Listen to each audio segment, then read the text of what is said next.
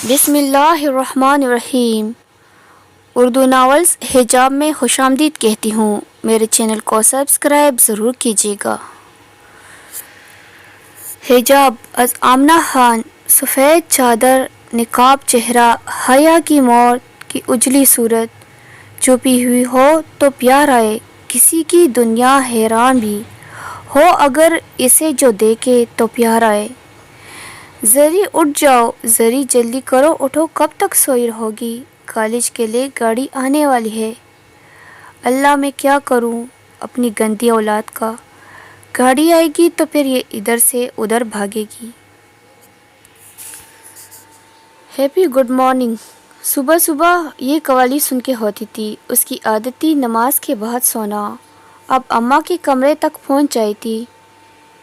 ذری، کیا ہے بھائی اماں، تھوڑا تو سونے دیا کرے نا۔ وہ کمبل کے اندر منہ کر کے بڑبڑائی۔ اچھا ہو جو آج تمہارا گاڑی والا تمہیں چھوڑ کے جائے۔ اس نے کمبل منہ سے ہٹایا، اٹھ کے بیٹھی اور الفاظ کو زور دے کے بولی، کسی کی اتنی ہمت کہ وہ زرمینہ بنت ابراہیم خان سواتی کو چھوڑ کے جائے۔ ذری، میں اور کچھ نہ سنوں، اٹھ جاؤ اس سے پہلے کہ میں جوتی لوں۔ اوکے میری ابا جی کی ملکہ، جو حکم آپ کا۔ ذری، اماں اسے شرمائی کے باہر گئی تھی جیسے شادی کو ابھی 1 مہینہ بھی نہ ہوا ہو۔ اٹھ جائے زرمینہ صاحبہ، نیند تو آپ کی ماشاءاللہ خراب ہو ہی گئی ہے۔ گاڑی آنے میں ٹھیک 15 منٹ رہتے تھے۔ وہ جلدی جلدی اٹھی اور بھاگتی بھاگتی اپنی بلی کے پاس گئی جو اس کے ہاتھ کے بغیر کچھ کھانا گناہ سمجھتی تھی۔ میری پیاری مانو، جلدی جلدی کھانا کھا۔ اچھا آج یہ نہ ہو کہ گاڑی آج سچی میں چھوڑ کے جائے۔ لوگوں کو بلیوں سے محبت ہوتی ہوگی، اس کو اپنی بلی سے عشق تھا۔ وہ ہمیشہ اپنی مانو کو معصومہ کہہ کر بلاتی۔ اس کی دنیا میں اپنی مانو سے زیادہ معصوم کوئی نہیں لگتا تھا۔ جلدی کھانا کھاؤ مانو، دیکھو گاڑی لیٹ ہو گئی۔ مانو کو کھانا کھلانے کے بعد وہ بھاگتی ہوئی کمرے میں آئی۔ ابھی بھی مزید 7 منٹ رہتے تھے گاڑی آنے میں۔ بال وہ رات کو برش کر کے کھول کے سوتی تھی۔ وہ ایک پرکشش اور پر اعتماد شخصیت کی مالک تھی۔ اس کی خوبصورت آنکھیں، گال پہ تل، اس کی نیچے پڑتا خوبصورت ڈمپل اس کی خوبصورتی کو اور نکھارتا تھا۔ اس کے دوستیں اس کو ڈمپل کوئین کہہ کر بلایا کرتی تھی۔ اس کے چہرے پر ڈمپل جچتا ہی اتنا تھا، اس کا رنگ اتنا سفید نہیں تھا، مگر اس میں اتنی کشش تھی کہ ہر کوئی کھینچا چلا آتا۔ دوستی کی محفل کی جان ہوتی تھی۔ اس کے بات کرنے کا انداز ایسا ہوتا کہ 100 لوگوں میں وہ ایک الگ سی پہچانی جاتی تھی۔ ہمیشہ میٹھا میٹھا بولتی۔ وہ ایک باہمت لڑکی تھی جو سچ کو سچ، جھوٹ کو جھوٹ کہنے میں کبھی نہیں ڈرتی، چاہے آگے کوئی بھی ہو، ہمیشہ سچ کو سچ بولتی۔ کچھ اس کے خون میں تھا کہ ڈرنا تو انہوں نے سیکھا ہی نہیں تھا۔ بس 3 منٹ مزید، اللہ جی پلیز پلیز پلیز، آج گاڑی تھوڑی سی لیٹ آ جائے۔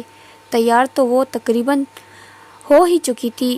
وہ ہمیشہ سادگی میں رہتی اور نہ جانے کیسے وہ اس سادگی میں بھی ہمیشہ بہت پرکشش، پر اعتماد لگتی تھی۔ گاڑی دروازے پہ تھی، اس نے بھی جوتے بھی پہنے تھے، دانت بھی برش کرنے تھے۔ ناشتہ خیر وہ تو کیا ہوتا، سنڈے کے علاوہ اس کو کبھی نصیب ہی نہیں ہوا۔ ذری، آواز آ رہی ہے نا گاڑی کی؟ نہیں اماں، مجھے تو نہیں آ رہی۔ برش کو دانتوں میں رکھتے ہوئے آرام سے بولی، جو اماں نے بہت اچھے سے سن لیا۔ تم یہ زبان لے کے جانا سسرال؟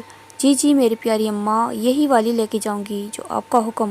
وہ ہلکا سا مسکرائی، بڑی سی چادر لی، ہمیشہ سے چادر لے کر باہر جاتی تھی جو صرف اس میں اس کی آنکھیں دکھتی تھی۔ اچھا اماں، خدا فامان۔ حسب معمول وہ آج بھی پورے 5 منٹ لیٹ تھی، مگر گاڑی والوں کو اب اس کے لیٹ آنے کی عادت ہو گئی تھی۔ وہ ہمیشہ بیٹھ کے پوچھتی تھی، آج زیادہ تو لیٹ نہیں ہوگی نا؟ خود ہی مسکرا دیتی، نہیں آپی، کدھر لیٹ ہوتی ہے۔ گاڑی میں بیٹھے حامد نے کہا، وہ اس کے ساتھ گاڑی میں جایا کرتا تھا۔ اس کو بچے اتنے پسند نہیں تھے، مگر حامد اس کو بہت پیارا تھا۔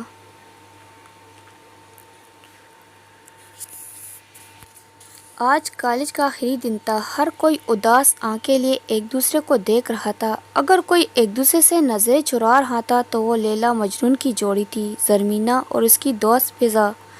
زرمینہ ایک ایسی لڑکی تھی جس کے گرد لوگوں کا ہجوم ہوتا۔ وہ ہر ایک کی مدد کے لیے حاضر رہتی، ہر ایک سے ایسے بات کرتی جیسے وہ اس کو صدیوں سے جانتی ہو۔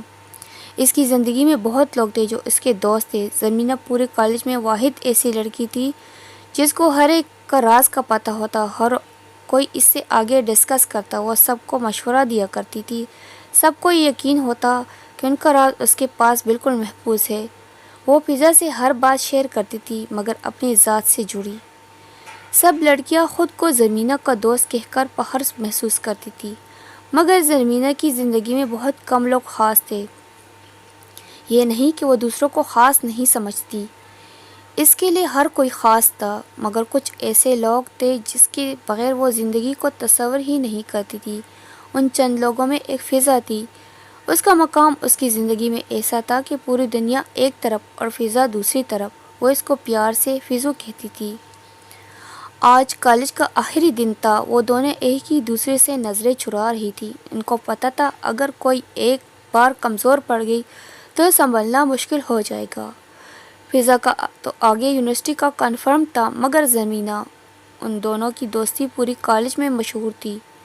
دونوں ایک دوسرے کے بغیر ایک سیکنڈ بھی الگ نظر نہ آتی۔ ہمیشہ دونوں ٹیل پونی کرتی تھی۔ دونوں کے ہاتھ میں ایک جیسی واچ ہوتی تھی۔ کبھی بھی ایسا ہوتا کہ دونوں ایک ساتھ چل رہی ہو، ان کے ہاتھ میں ایک دوسرے کا ہاتھ نہ ہو۔ زمینہ ہمیشہ فضا کے کندھوں پہ سر رکھ کر بیٹھا کرتی تھی۔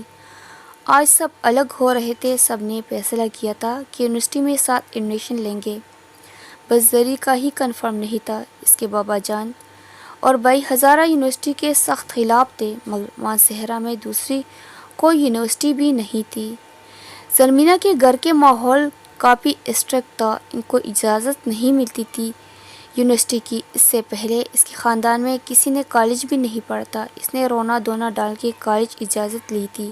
وہ ایک پٹھان فیملی سے تعلق رکھتی تھی جن کے گھروں سے لڑکیاں کبھی بھی باہر نہیں جاتی۔ دوسری لڑکیوں کے مقابلے میں ان کی زیادہ۔ اگلا پارٹ جاننے کے لیے میرے چینل کو سبسکرائب ضرور کیجیے۔